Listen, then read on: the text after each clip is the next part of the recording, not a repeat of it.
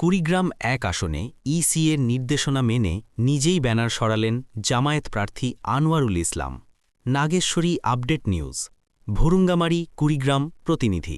নির্বাচন কমিশনের নির্দেশনা মেনে কুড়িগ্রাম ১ আসনের জামায়াত মনোনীত সংসদ সদস্য প্রার্থী আনোয়ারুল ইসলাম নিজেই নিজের নির্বাচনী প্রচার সামগ্রী অপসারণ শুরু করেছেন।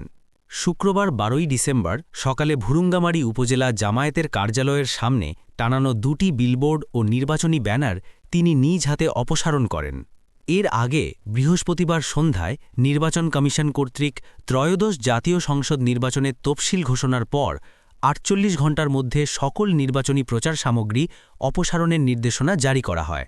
এই নির্দেশনা কার্যকর করতে কুড়িগ্রাম ১ আসনের জামায়াত ইসলামী মনোনীত প্রার্থী আনোয়ারুল ইসলাম নিজ হাতে নিজের নির্বাচনী ব্যানার ও পোস্টার অপসারণ করে দৃষ্টান্ত স্থাপন করেছেন। উপজেলা সদরের বিভিন্ন এলাকায় ঘুরে নিজ হাতে ব্যানার খুলতে দেখা যায় তাকে। এ সময় উপজেলা জামায়াতের আমির আলহাজ আনোয়ার হোসেন, সেক্রেটারি আনোয়ার হোসেন সহ স্থানীয় নেতাকর্মীরা উপস্থিত ছিলেন। জামায়াত উপজেলা আমির আলহাজ আনোয়ার হোসেন জানান, জামায়াত প্রার্থীর এমন পদক্ষেপে ইতিবাচক বার্তা পৌঁছেছে সাধারণ মানুষের কাছে। আইন মেনে চলার যে দৃষ্টান্ত তিনি দেখিয়েছেন তা সত্যি প্রশংসনীয়। এই বিষয়ে কুড়িগ্রাম ১ আসনের সংসদ সদস্য প্রার্থী আনোয়ারুল ইসলাম বলেন, নির্বাচন কমিশনের নির্দেশনা মানা প্রত্যেক প্রার্থীর দায়িত্ব। আমি চাই নির্বাচন হোক শান্তিপূর্ণ, সুষ্ঠু ও আইনানুগ।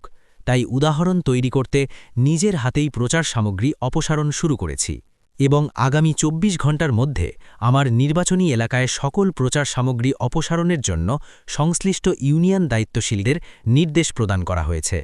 উল্লেখ্য, নির্বাচন কমিশন ঘোষিত তফসিল ও প্রজ্ঞাপন অনুযায়ী ৪৮ ঘণ্টার মধ্যে সব ধরনের পোস্টার, ব্যানার, ফেস্টুন, গেট ও বিলবোর্ড অপসারণ বাধ্যতামূলক।